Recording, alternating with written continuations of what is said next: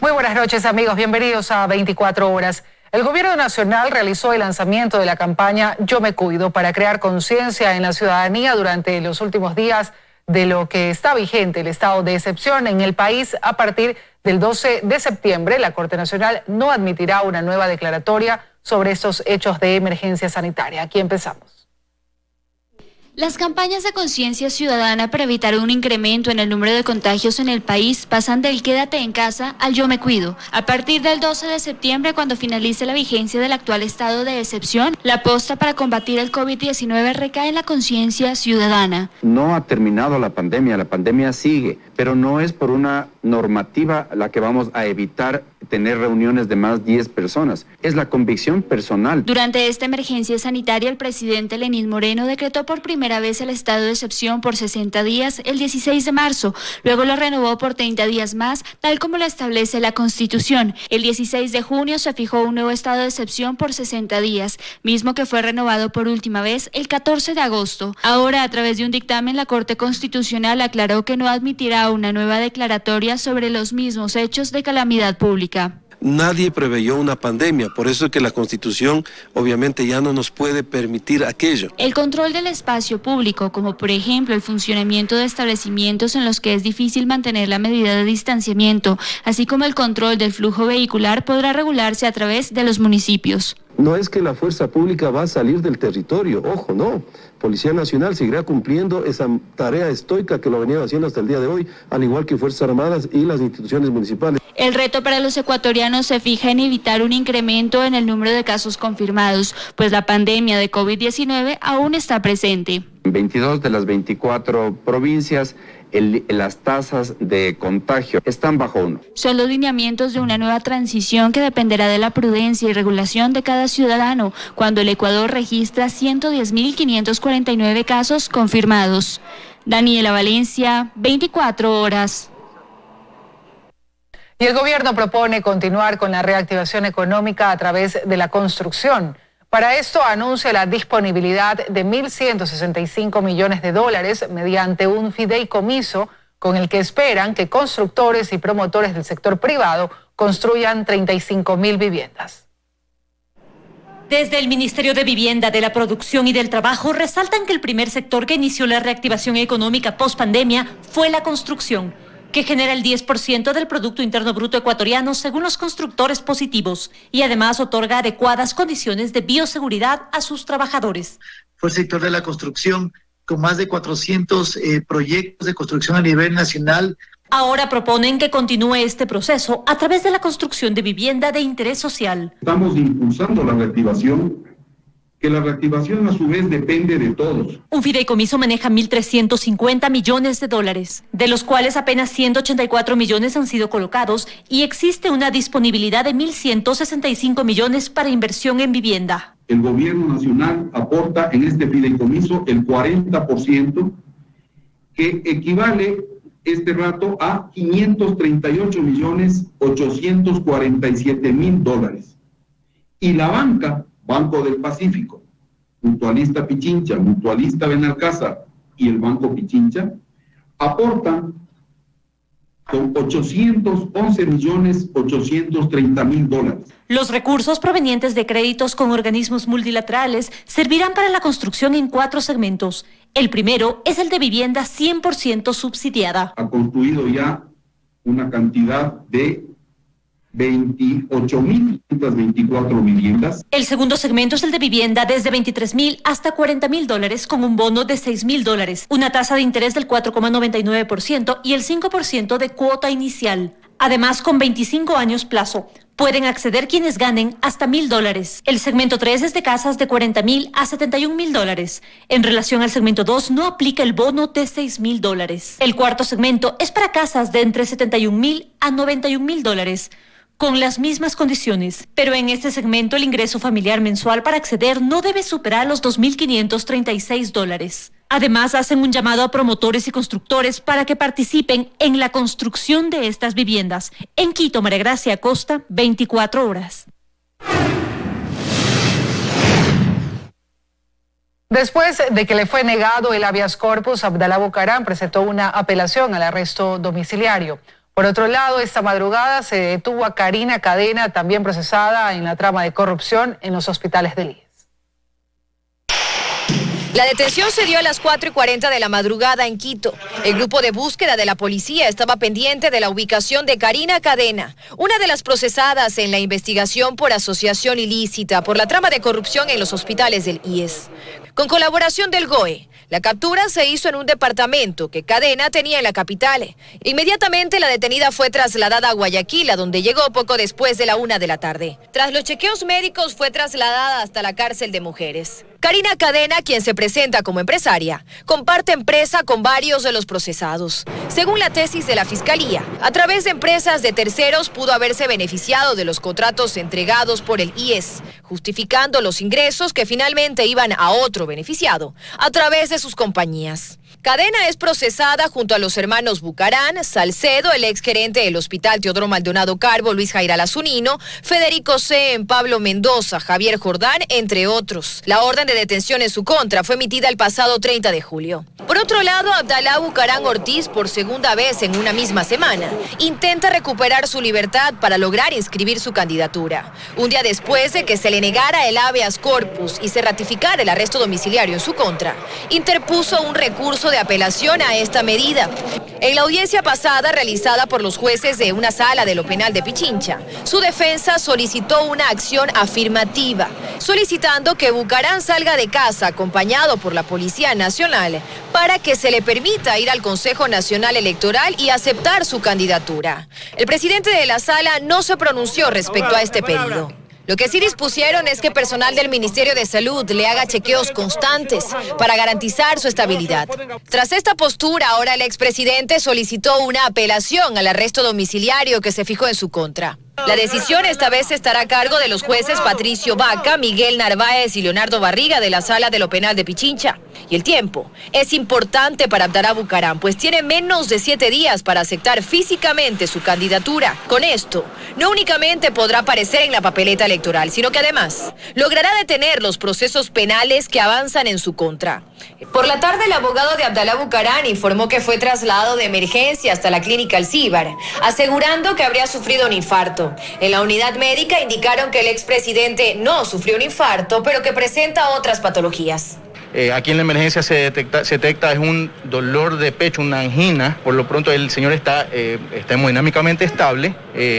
Aparte hay una afección de la rodilla, que es una patología crónica que ha presentado el señor. Abdalá Bucarán está estable y permanecerá en el hospital. Dayana Monroy, 24 horas.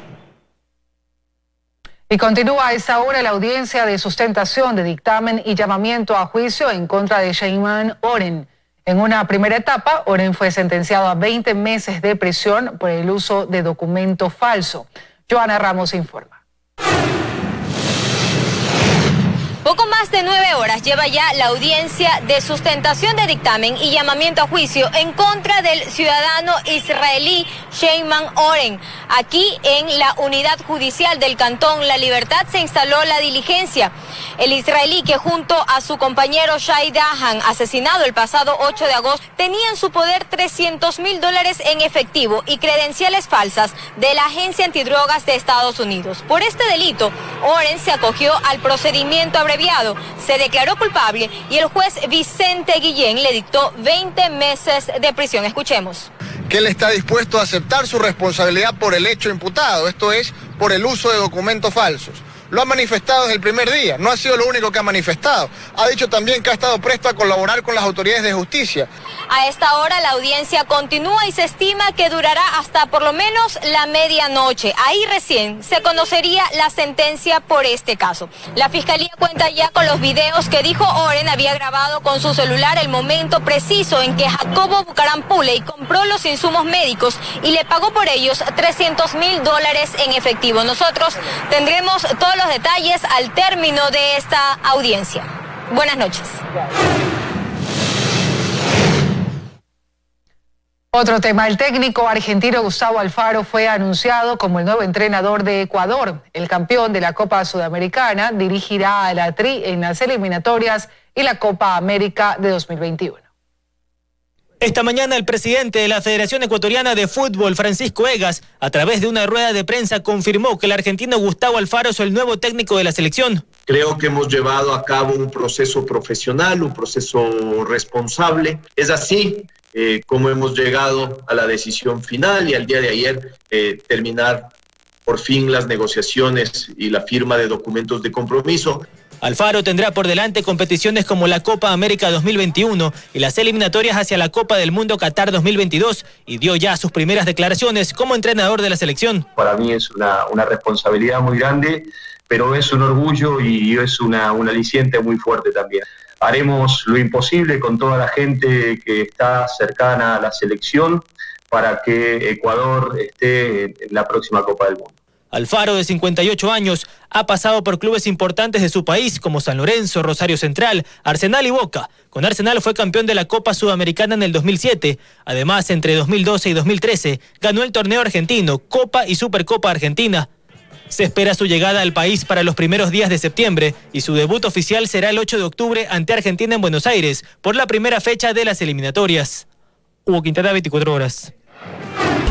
Seguimos, amigos. En la audiencia final del caso Sobornos, a realizarse el próximo jueves, la defensa de los 15 procesados, entre ellos el expresidente Correa, sustentarán sus pedidos. Tras resolver los pedidos de aclaración, la sentencia quedará ejecutoriada. Les explicamos aquí el proceso.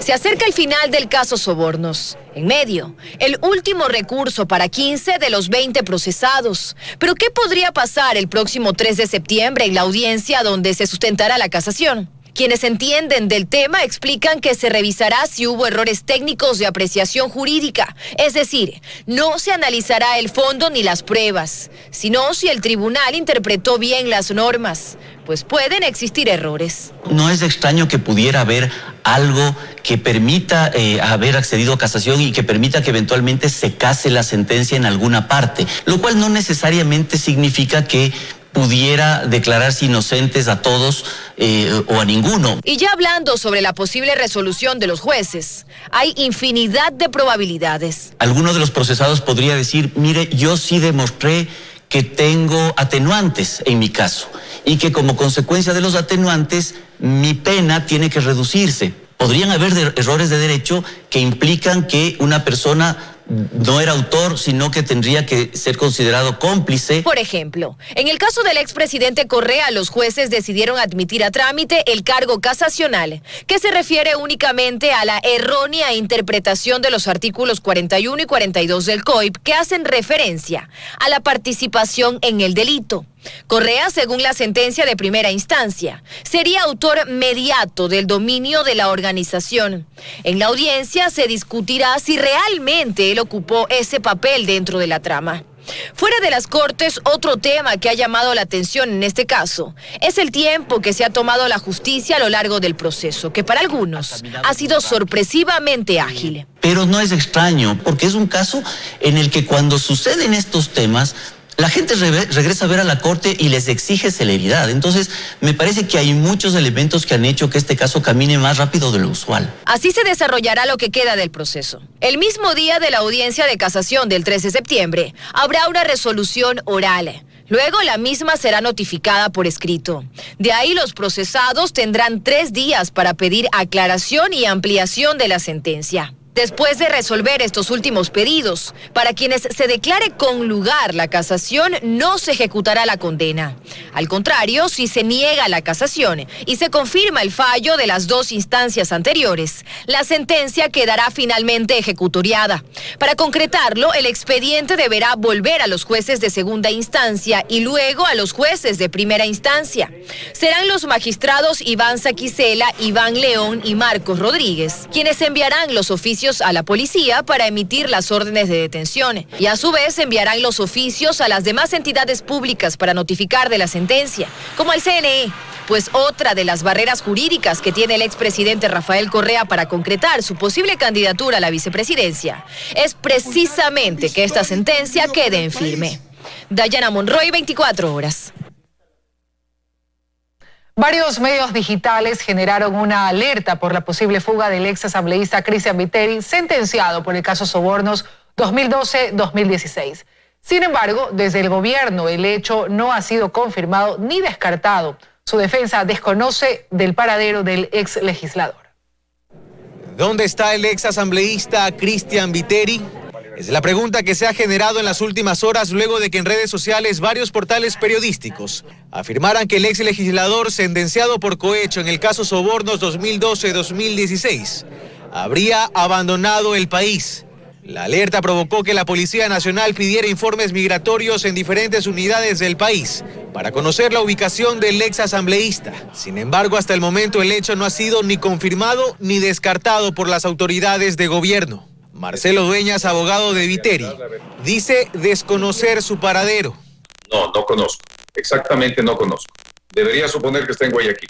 Como medida cautelar, Cristian Viteri debía presentarse los lunes y jueves de cada semana en la Corte Provincial de Justicia del Guayas. De lo que conozco estuvo cumpliendo puntualmente y en los últimos días no he mantenido contacto con él, sino hasta la planificación de la estructuración del recurso de casación. Esto fue hace unos cuantos días atrás. El resto, en honor a la verdad, no conozco más información porque además yo estoy radicado en la ciudad de Quito. Esa misma disposición debía ser cumplida por la asambleísta Viviana Bonilla, también sentenciada. Nos hemos contactado con su abogado vía telefónica. Él aseguró que las presentaciones han estado suspendidas las últimas semanas por la emergencia sanitaria. Una afirmación desmentida por el organismo provincial, desde donde se asegura que ambos han incumplido con sus presentaciones ante la autoridad los días 13, 17, 20 y 24 de agosto. Es decir, la última vez que la justicia tuvo noticias de ellos fue hace 2 semanas. Sobre el paradero actual de Bonilla, la defensa ha preferido no responder. En el caso Sobornos, además, fueron sentenciados Jorge Glass, quien guarda prisión en la cárcel de La Tacunga por el caso Odebrecht. La ex ministra María de los Ángeles Duarte, quien ingresó en la Embajada Argentina en Quito en calidad de asilada. Alexis Mera, quien permanece con arresto domiciliario en el norte de Guayaquil. Mientras que en la lista de prófugos constan el expresidente Rafael Correa, el exministro Walter Solís, Vinicio Alvarado, William Phillips y Mateo Choi, los 2 últimos empresarios. Sobre el paradero de otros 8 de ellos, también sentenciados, no hay ninguna certeza. Mientras que Pamela Martínez y Laura Terán, quienes colaboraron en el proceso, están libres y usan dispositivo de rastreo. Es la situación de los sentenciados en el caso Sobornos 2012-2016. En Guayaquil, Carlos Acoto, 24 horas.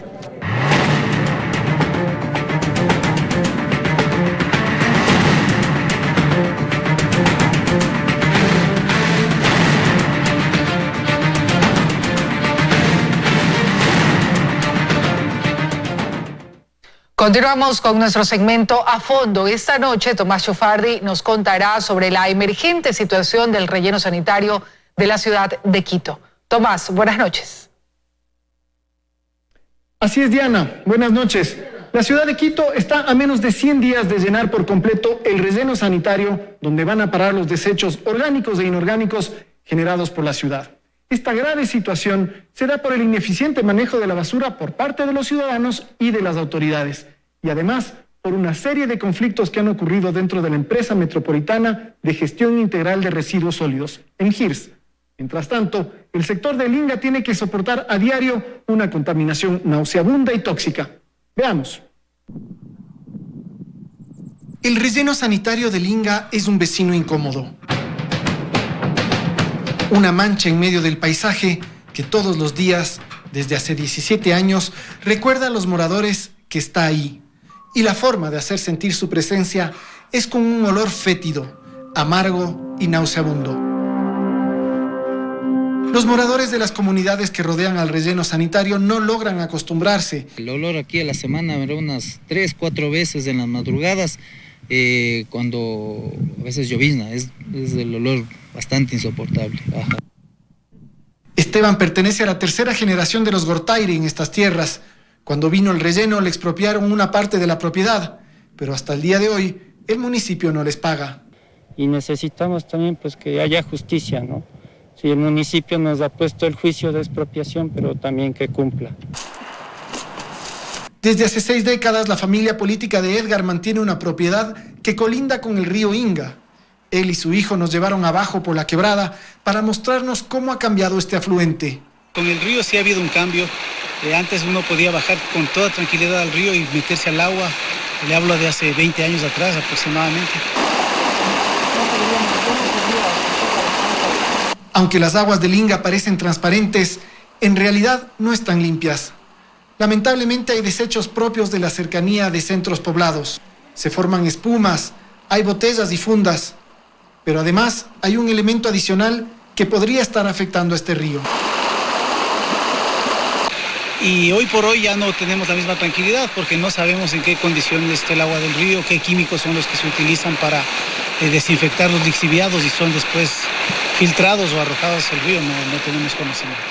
Los lixiviados son líquidos que se generan por la descomposición de la basura orgánica. Son tóxicos porque contienen una carga química que incluyen metales pesados, entre otras cosas. En el momento no se está haciendo ningún tratamiento de esos lixiviados. Lo único que se está haciendo es seguir acumulando. Estos líquidos deberían ser tratados en la planta de tratamiento de lixiviados del relleno sanitario, pero desde hace 6 meses no se lo ha hecho. Solo se acumulan en piscinas que están al límite. Las piscinas, como usted habrá visto, están absolutamente colmadas, están a nivel de desborde prácticamente. Y lo único que se ha estado haciendo es construir nuevas piscinas para seguir almacenando. Los cubetos con residuos sólidos también están llenos.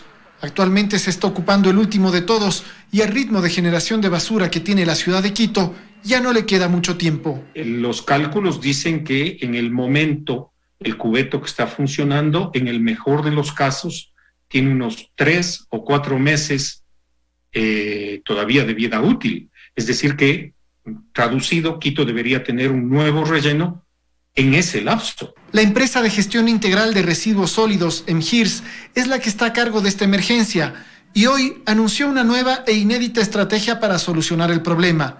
Una alianza con la empresa pública metropolitana de movilidad y obras públicas, EPMOP, para ampliar el relleno y darle 4 años más de vida. Vamos a buscar un nuevo proveedor que nos pueda dar un tratamiento ya, una solución definitiva al tratamiento de los lixiviados, porque eso hay que hacerlo y hay que hacerlo ya.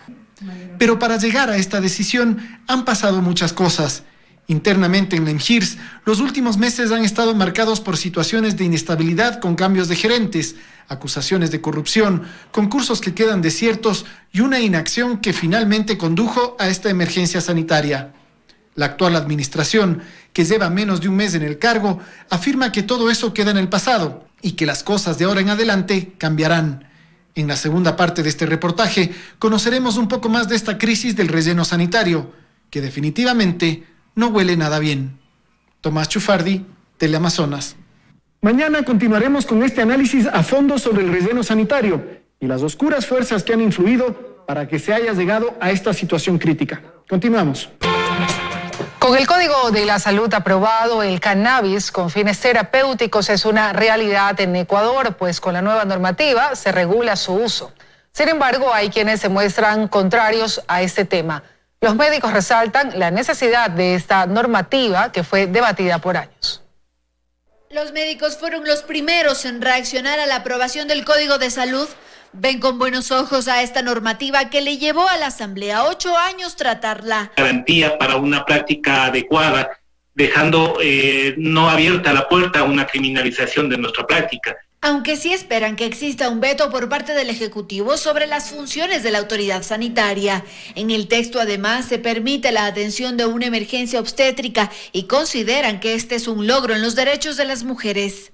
No se está fomentando el aborto, lo que se está haciendo es dar atención en una emergencia. El médico tiene la obligación de atenderla de emergencia, no de denunciarla, no de llamar a la policía, no de llamar a la fiscalía. Otro tema que genera reacciones es el cannabis medicinal, pues el Código de Salud reglamenta su uso, su cultivo y producción. Ecuador Canábico no cree que hay un avance en este tema, pues sostiene que los cultivadores pequeños no podrán producir. Esto no garantiza los derechos de los pacientes, esto garantiza los derechos de las grandes farmacéuticas y de las transnacionales. Nosotros hemos solicitado que se instalen veedurías ciudadanas, para que sean las veedurías las que determinen las reglas claras, no hay una desviación para las transnacionales. Mientras que desde los grupos de las enfermedades raras ven una regresión de sus derechos en el código, pues no se amplía información al respecto. Peor aún, no contamos siquiera con una estadística que diga cuántos enfermos de cada una de ellas hay registrados en el Ministerio de Salud. Plantea algunas soluciones para que la atención que estas personas tengan sea de calidad, sea eficiente. Sin embargo, no descartan una demanda de inconstitucionalidad cuando el código sea publicado oficialmente. Por ahora, esperan que el Ejecutivo vete la normativa, para lo cual tiene 30 días. Andrea Samaniego, 24 horas.